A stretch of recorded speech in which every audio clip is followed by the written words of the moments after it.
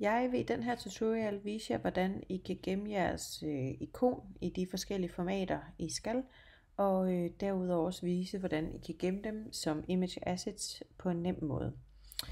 Jeg har lavet det her første ikon i det store format i en bredde og højde på 512 pixels, og lige nu står det på et artboard, der hedder artboard 1. Og i stedet for at kalde det artboard 1, så vil jeg kalde det navnet på dokumentet. Jeg kalder det russisk ikon, og så kalder jeg den derudover 512 pixels, da det er det, at formatet er. Når jeg står på artboardet her, så kommer der de her plus-tegn frem. Klikker man på en af dem, så kan man lave et nyt artboard. Klikker man på den, mens man holder option nede, så kommer der et artboard med alt indholdet i. Den her, den vil jeg i stedet for at kalde det her for copy, så vil jeg kalde den russisk ikon 192 pixels, for det er det, som det næste format skal være. Lige nu, når man står på ikonet, så er den stadigvæk 512 pixels, og man ændrer på artboardets størrelse heroppe, så det skal I også gøre her. Og det er vigtigt, at I skriver på 192 pixels og 192 pixels hele vejen ud. Så vil indholdet ikke forandre sig, men selve artboardets størrelse vil.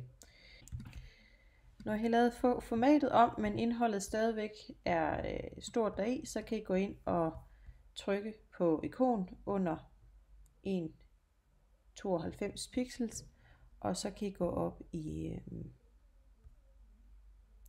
Edit og op i Free Transform. Og der er også en genvej, der hedder Command T, som jeg plejer at bruge. Når I har trykket Free Transform, og I står på alle elementerne her i mappen, så kan I hive billedet ned i størrelse og få det til at blive tilpasset jeres artboard.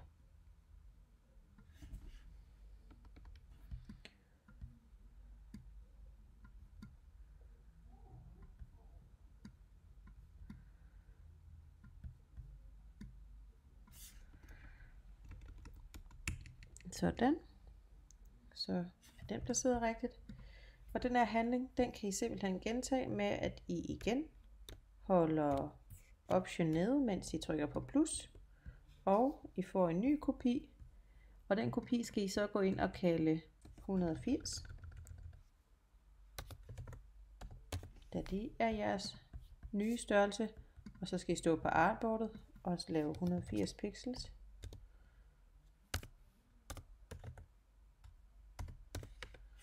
Og så ændrer den sig en lille bitte smule. Stiller jeg på ikonet bag, så jeg kommer ind til, gør den mindre, så den lige passer en lille bitte smule bedre.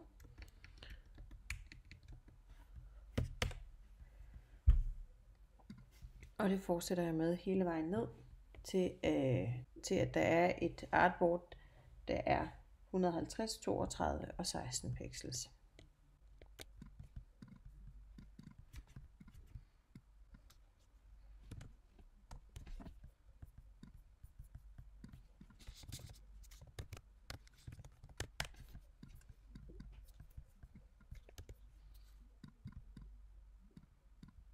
Hvis I gerne vil undgå, at de kommer til at rette de andre efterfølgende, så kan I eventuelt stille jer på dem og trykke på låsen. Og når den er låst, så kan I simpelthen ikke redigere i indholdet længere. 150 her skal jeg sørge for. Ja. Indholdet. Okay.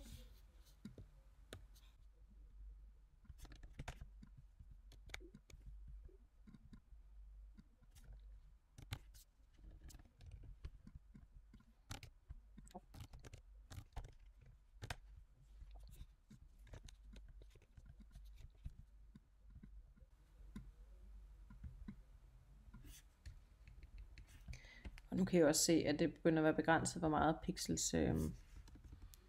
pixelerne kan vise. Låser lige dem her. Og før jeg låser den her, laver jeg lige et nyt ikon. Option nede, trykker plus. Og låser denne her. Går op, og den her så skal være 16. Så skal jeg lige rette det her også. 16 pixel i stedet for en kopi.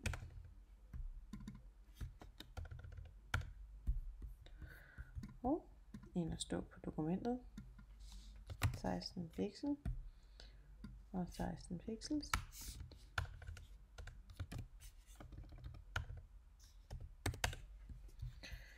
Og nu er det ved at være så småt alt det indhold, at det nok giver bedst mening, som vi også har vist, at undgå den sorte hånd, fordi at nu bliver det snidret, at det kan være svært at se. Så jeg slår den sorte hånd fra i laget, og så nøjes vi med. Ja.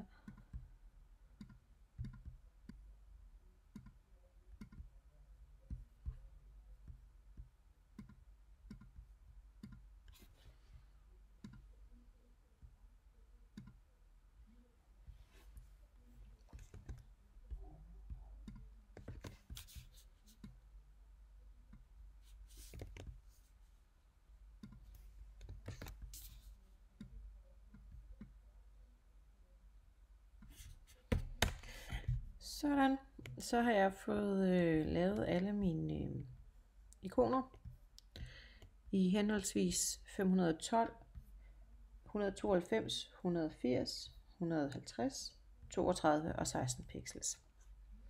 Og det gemmer I selvfølgelig i som jeres Photoshop dokument. Og derudover har I herude i højre side navngivet jeres artboard med det antal pixels, som hver artboard er. Nu vil jeg vise jer, hvordan I på en smart måde kan gemme alle de her dokumenter som en PNG-fil. Og det kan I gøre ved, at I går op i File, og så går I op og trykker Generate Image Assets til. Og det gør I ved at bare klikke på den. Man går lige op og tjekker en ekstra gang, om den er slået til, og det kan man se ved, at der er slået flueben på. Når den siger Generate Image Assets, så er det lavet så smart, at du kan fortælle, hvad de forskellige lag skal gemmes ved hjælp af et punktum, og så det format, I gerne vil gemme det i. Og så vil den automatisk lave en mappe ved siden af dit Photoshop-dokument, hvor den gemmer alle billederne i. Så lad os lige prøve. I går ind og dobbeltklikker på navnet hernede. Den hedder 12 russisk ikon 512 pixels, og så skriver I punktum png. Og det gør I også med de andre. Punktum png.